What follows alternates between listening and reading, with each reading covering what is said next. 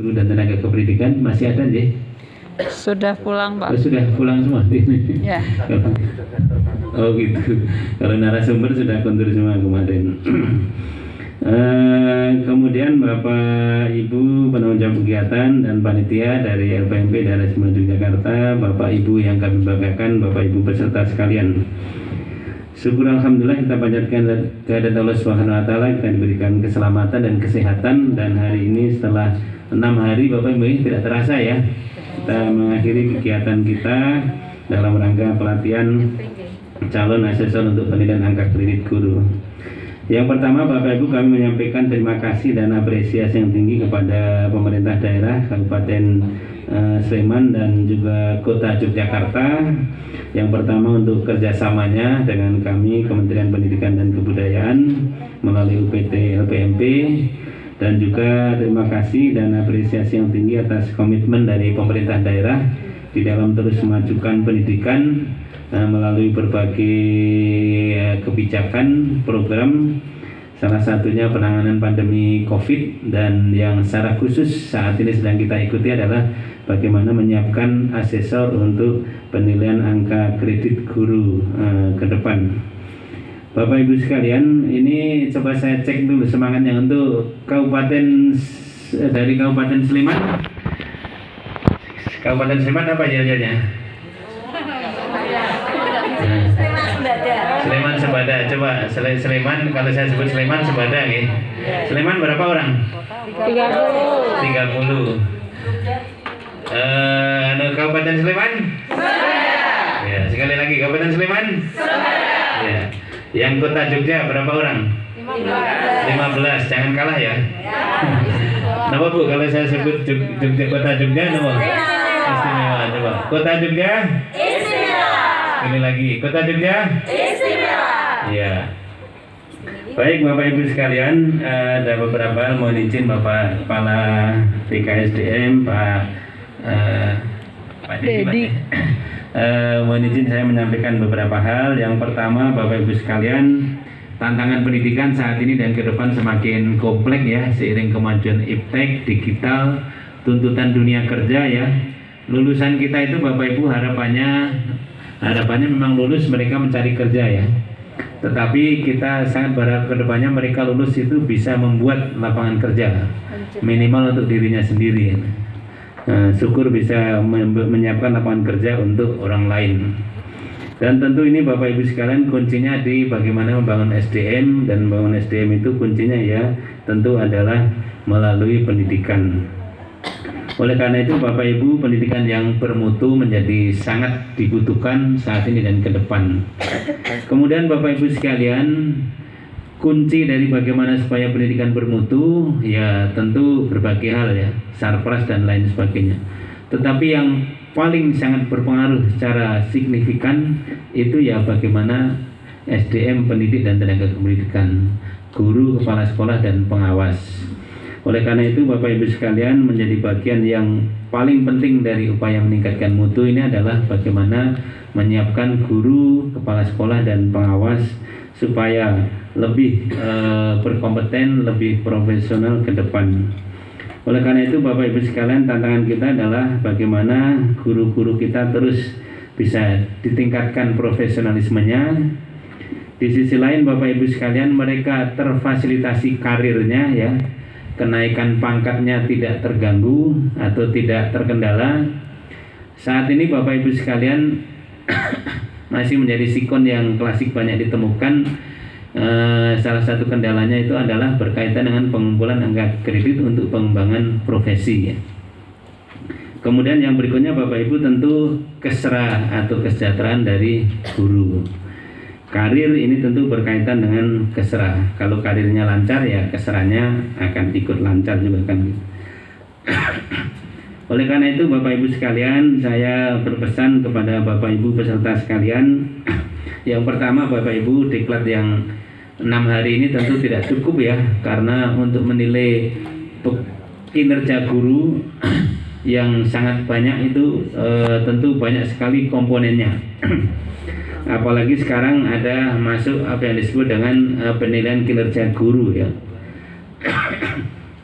Kita juga harus menilai bagaimana kinerja guru itu dapat kita bedakan sebagai reward. Kalau guru rajin, ya otomatis angka kreditnya lebih tinggi gitu ya. Kalau guru yang kurang rajin, insya Allah tidak ada guru malas ya.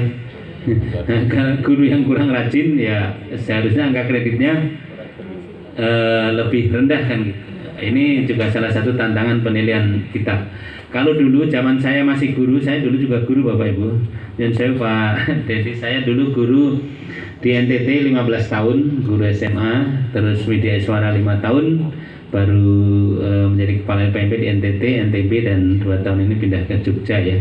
Jadi kalau zaman dulu kan guru rajin, guru tidak rajin, asal sudah satu catur bulan, asal sudah 1 tahun, 2 tahun, angka kredit dari pelaksanaan tugas sama. Kepenaan yang guru yang tidak rajin, kita yang rajin angka kreditnya sama. Sekarang tidak Bapak Ibu, kalau yang rajin ya nanti di penilaian kinerjanya lebih tinggi. Jadi Bapak Ibu, pesan saya yang pertama, Bapak Ibu dalami lagi karena sangat kompleks untuk kita menilai kinerja guru. Harapannya Bapak Ibu selain nanti untuk Bapak Ibu bermanfaat ketika melaksanakan tugas sebagai asesor, paling tidak Bapak Ibu bermanfaat untuk Bapak Ibu sendiri. Karena Bapak Ibu kan masih harus melakukan berbagai hal untuk memenuhi peningkatan keprofesian, untuk juga meraih karir dan juga untuk angka kredit Bapak Ibu kan gitu ya. Jadi keuntungan Bapak Ibu yang pertama sekarang itu Bapak Ibu lebih tahu buku 1 sampai 5, lebih paham, kemudian bagaimana strateginya lebih paham.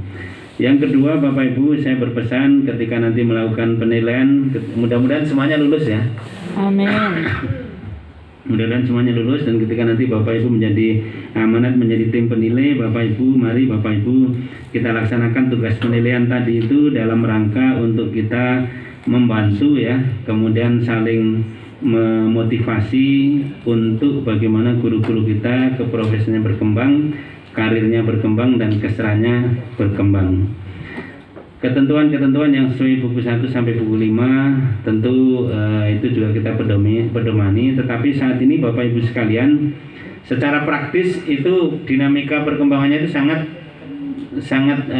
kadang-kadang kita tidak duga gitu.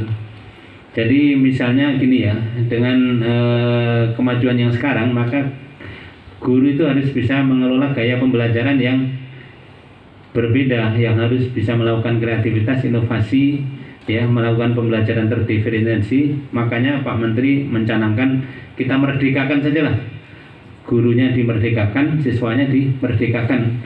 Tidak usah ada ujian nasional, tidak usah ada ulangan-ulangan yang untuk membandingkan siswa satu dengan siswa lainnya dan lain sebagainya.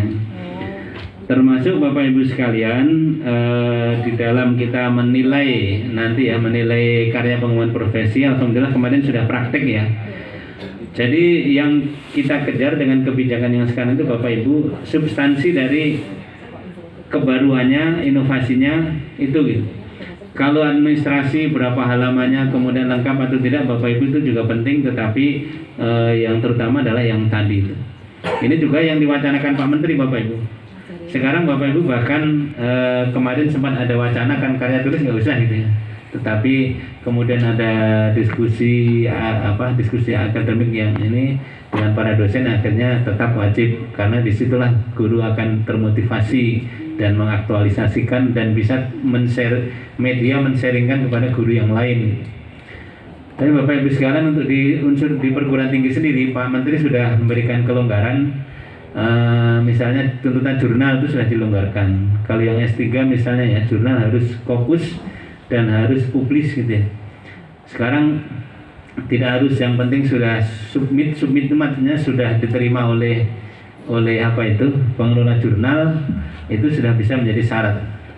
Kalau dulu harus publis, publis itu ketika sudah diterima oleh pengelola jurnal internasional dan sudah ditayangkan. Nah, pengelola jurnal itu Bapak Ibu, karena antriannya kita sudah diterima itu, untuk ditayangkan itu bisa nunggu sampai 1 tahun. Jadi sekarang sudah dilonggarkan, yang penting sudah ada pernyataan bahwa diterima, sudah bisa menjadi syarat. Jadi Bapak Ibu sekalian, ini juga menjadi referensi kita untuk ketika kita melakukan penilaian nanti agak fleksibel. Kemudian Guru yang kita nilai Bapak Ibu bukan orang lain, mereka adalah teman-teman kita sendiri. Oleh karena itu Bapak Ibu tentu dengan tetap menjaga etika sebagai asesor, apapun yang dipandang kurang lengkap dan lain sebagainya itu sebaiknya kita komunikasikan.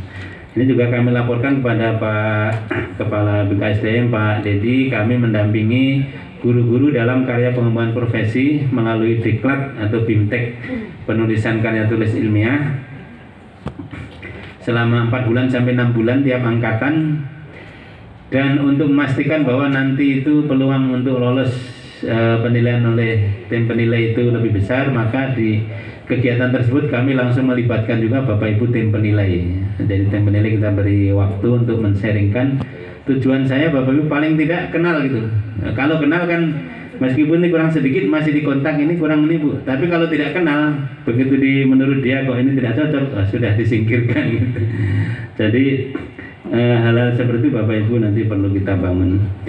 Saya kira ini Bapak Ibu sekalian yang menjadi sambutan dan mungkin pesan harapan saya, karena kita Bapak Ibu sebagai guru, saya juga pernah merasakan sebagai guru ketika kita sudah usul angka kredit, kita sudah buat karya tulis capek-capek kemudian tidak lolos itu Bapak Ibu. Ya kalau yang pertama tidak apa-apa, kedua, ketiga, kok keempat masih tidak lolos juga, itu ya di sini itu apa ya, judul lagu itu sakitnya itu di sini.